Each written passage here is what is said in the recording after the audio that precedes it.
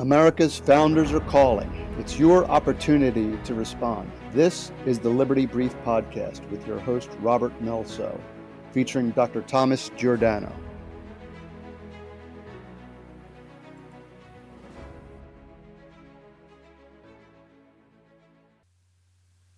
Hello, everyone. I'm Dr. Tom Giordano. Welcome to episode 16 of the Liberty Brief Podcast. Rob Melso is on a short vacation somewhere in the southwest of the U.S., so I'll be going solo in this episode. In episode 14 of this podcast, Rob and I spoke about the mass formation theory posited by Dr. Matthias Desmet in his book, The Psychology of Totalitarianism. After thinking about the argument, I recalled a few patients I have seen over the course of my professional career who expressed a series of odd behavior patterns which indicated a serious underlying psychopathy. I realized that there were similarities between their health claims on a small scale and the larger scale hoaxes perpetrated on society. The parallels are astounding. Have you ever wondered just what kind of mind creates hoaxes? How about the sickening false sympathy of those in our society chasing after every perceived sign of injustice against groups of which they are not a part? The answer may be as surprising as it is illuminating. In 2011, Dr. Lyle Rossiter Jr., a board-certified clinical psychologist, published his book, The Liberal Mind, The Psychological Causes of Political Madness, in which he convincingly diagnoses the ideology of the left as a palpable psychological illness. He demonstrates how a narcissistic psychopathy can be foundational to a destructive political philosophy.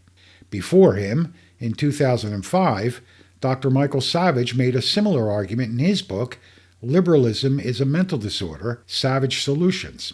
In this brief episode, I hope to illustrate how hoaxers and their abetting enablers are another manifestation of that mental disorder. In a Lancet article published on February 10, 1951, a British physician named Dr. Robert Asher first described a psychiatric condition he noticed in 3 patients under his care. These people had histories of going from one doctor to another complaining of multiple fictional symptoms, of having many unexplained hospitalizations, and proudly demonstrated scarring from useless surgeries. The description of their subjective symptoms had been so convincing during their previous encounters that the examining physicians were led to doubt their own objective findings and operated on them for no valid reason. Of course, their conditions never improved, and they all reported that the doctors who had previously treated them were incompetent, idiots, or quacks, as though cautioning the present examining doctor not to fall into any of their colleagues' categories. Dr. Asher recognized that these patients suffered from a serious psychiatric disorder. He named the syndrome after Hieronymus Karl Friedrich, Freiherr von Munchausen, a German baron who fought as a mercenary for the Russian Empire in the Russo-Turkish War. After Munchausen retired from the military in 1760, he spent the next 30 years recounting wildly exaggerated imaginary stories of his extraordinary battle triumphs in Russia. Aristocrats from all over Europe gathered to hear and marvel at his after-dinner fantasies. Today, Munchausen syndrome, as well as the variant Munchausen's by proxy, are well known and established as factitious mental disorders within all fields of healthcare. So what is Munchausen syndrome and Munchausen's by proxy? Well, Munchausen syndrome is manifested when a person tries to get pity or attention by fabricating, creating, or exaggerating a disease.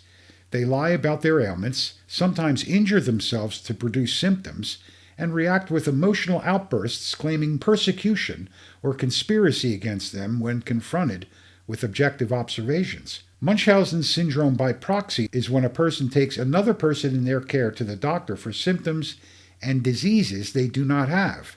A typical scenario is when a mother intentionally harms or poisons her child and then seeks medical aid to diagnose the cause.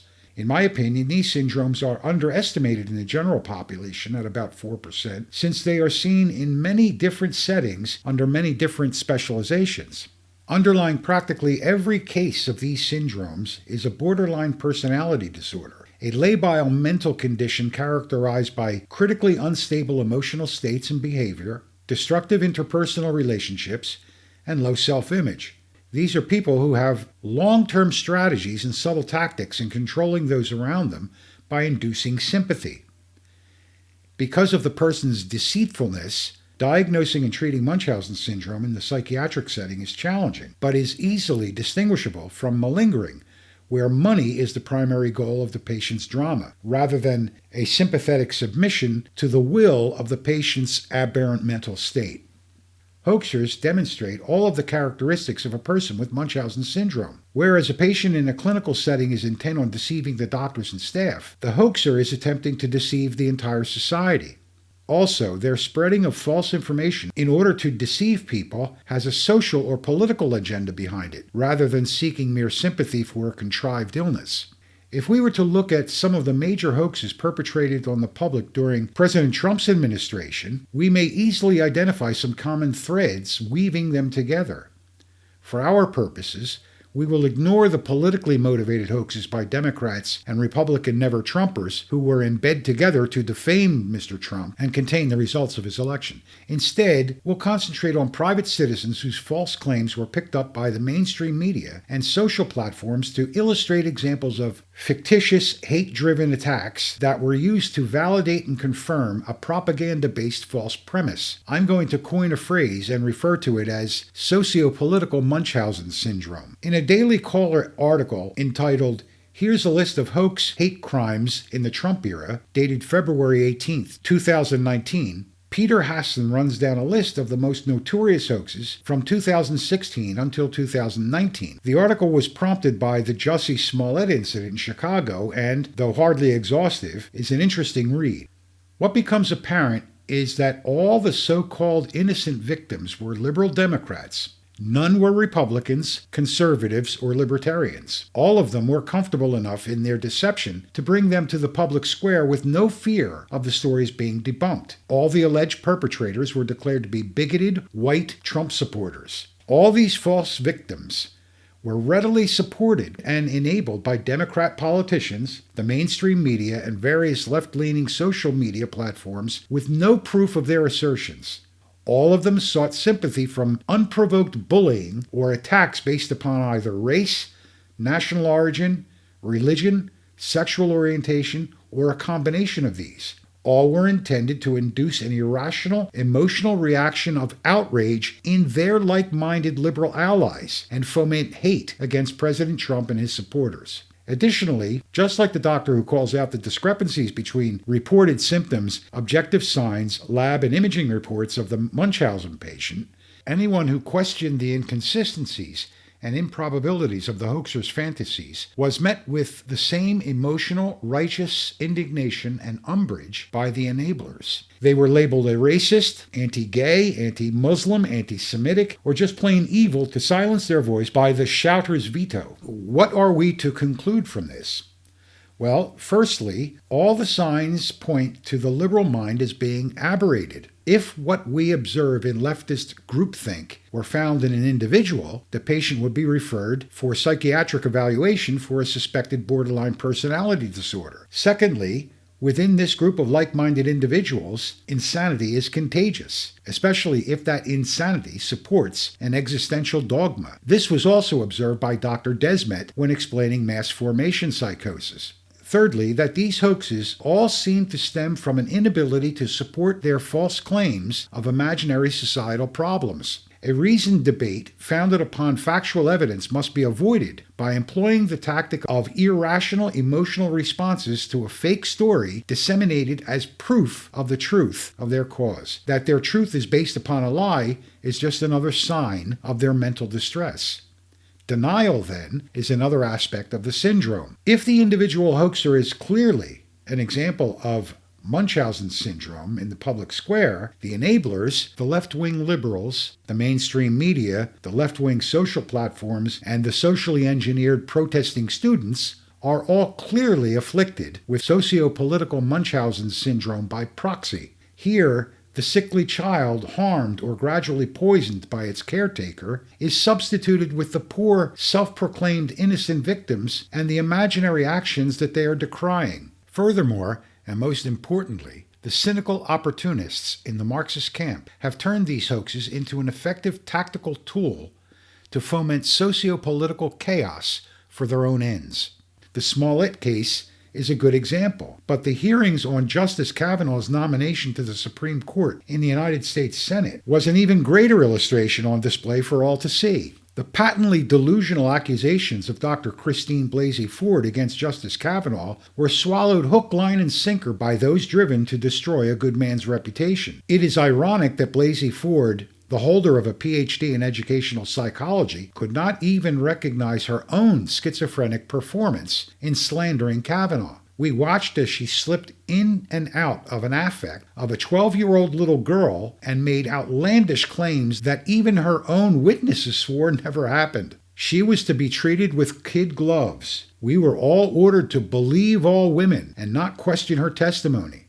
Anyone who was skeptical about her story was told to shut up and sit down by some Democrats in a typical Munchausen's by proxy reaction to negative objective findings. She was the perfect example of the damaged child being put forward by a cynical throng of left-wing talking heads on television and the leftist media for the sole purpose of stomping President Trump's Supreme Court nomination into the dust. The entire proceeding had an air of the patients trying to take over the asylum. The insanity ended only when Senator Lindsey Graham called them out for their demonstrable lies in a righteous rage. The actions of the Marxist liberals are another example of socio-political Munchausen syndrome by proxy.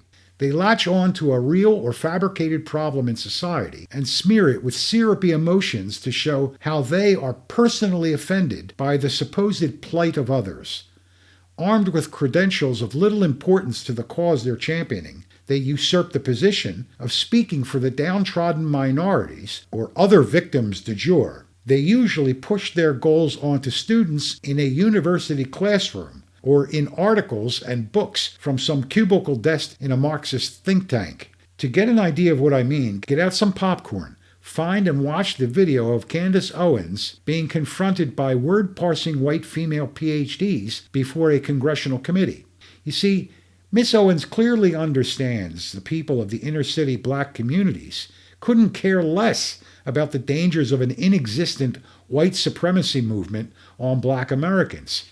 These liberal Democrats will never acknowledge nor apologize for the fact that, historically, whatever white supremacy movements that ever sprouted in the U.S.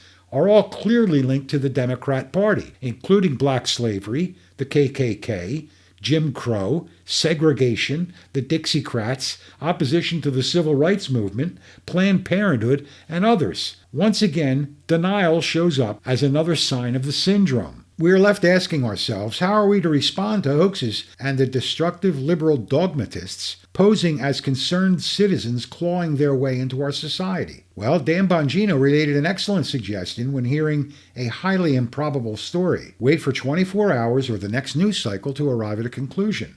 This is analogous to a doctor performing a physical exam and waiting for the results of laboratory tests and imaging studies to confirm or rule out pathology after taking the case history.